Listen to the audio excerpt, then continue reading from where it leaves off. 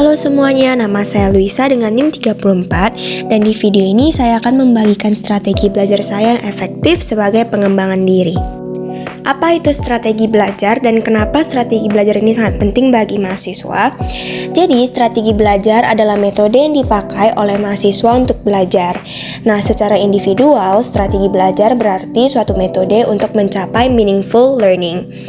Strategi belajar ini sangat penting bagi mahasiswa karena membantu mengoptimalkan waktu dan usaha dalam mempelajari materi akademik dengan lebih efektif. Sebagai mahasiswa kedokteran, sangat penting bagi kita untuk mempunyai strategi belajar yang efektif seperti take a note, flashcard, read out loud, self-talk, study plan, dan juga study group. Di sini saya akan menjelaskan masing-masing dari strategi belajar yang efektif ini. First of all, ada take a note atau mencatat. Nah, mencatat di sini bisa seperti mencatat di iPad, tab, ataupun notebook. Catatan itu penting karena mencatat membantu kita lebih paham materi dan sembari mencatat kita bisa sambil menghafal agar mengingat apa yang sudah kita tuliskan. Lalu catatan juga bisa memudahkan kita untuk ulang baca dan update informasi dan catatan menjelaskan ide-ide penting dengan lebih jelas. Dengan mencatat kita juga bisa membantu belajar menyampaikan informasi dengan lebih baik dan dengan catatan kita bisa pantau seberapa jauh kita sudah paham materi yang kita pelajari. Next ada flashcard. Nah, metode flashcard ini adalah teknik pembelajaran yang melibatkan penggunaan kartu-kartu kecil atau kertas kecil yang sudah dipotong, berisi informasi singkat di satu sisi dan jawaban di sisi lainnya. Kartu-kartu ini digunakan untuk membantu mengingat fakta, konsep atau informasi penting lainnya dengan menguji diri sendiri atau belajar secara berulang-ulang.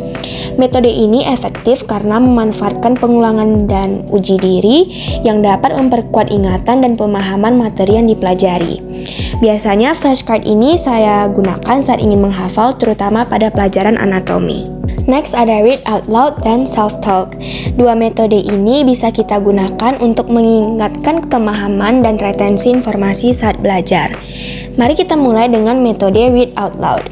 Saat menggunakan metode ini, kita membaca materi yang dipelajari dengan suara keras.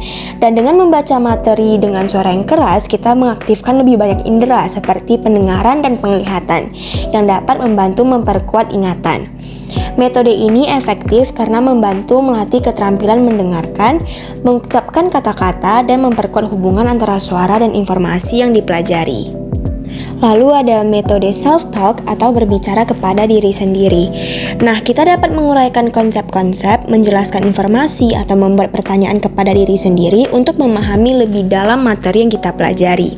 Self-talk juga membantu memproses informasi dengan lebih dalam karena melibatkan proses berpikir yang aktif dan refleksi diri terhadap materi. Kombinasi kedua metode ini dapat menjadi strategi yang kuat untuk belajar karena mengaktifkan berbagai aspek indera dan kognitif yang membantu dalam memahami dan mengingat informasi dengan lebih baik. Next ada study plan. Nah, study plan ini digunakan banyak orang sebagai salah satu cara belajar yang efektif. Di dalam study plan kita bisa menaruh atau mencantumkan beberapa hal seperti yang pertama tentukan tujuan belajar. Lalu kita bisa mengidentifikasi materi seperti buat daftar materi yang harus dipelajari dan dipisahkan menjadi bagian-bagian kecil. Lalu kita juga bisa membuat jadwal belajar dan atur waktu belajar secara teratur dengan istirahat dan revisi. Di dalam study plan, kita juga bisa memprioritaskan materi dan fokus pada materi penting atau sulit terlebih dahulu dan hindari gangguan selama sesi belajar dengan waktu yang konsisten. Last but not least, ada metode study group.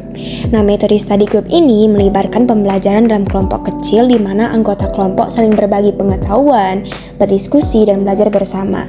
Study group efektif karena memungkinkan kolaborasi antara anggota untuk melengkapi pengetahuan, memberikan dukungan sosial, mendorong pembelajaran aktif melalui diskusi, dan memecahkan masalah bersama, responsif terhadap kebutuhan individu, dan melakukan review bersama untuk menguatkan pemahaman. Sekian dari saya, maaf jika ada kesalahan ataupun kata-kata yang kurang dipahami. Terima kasih.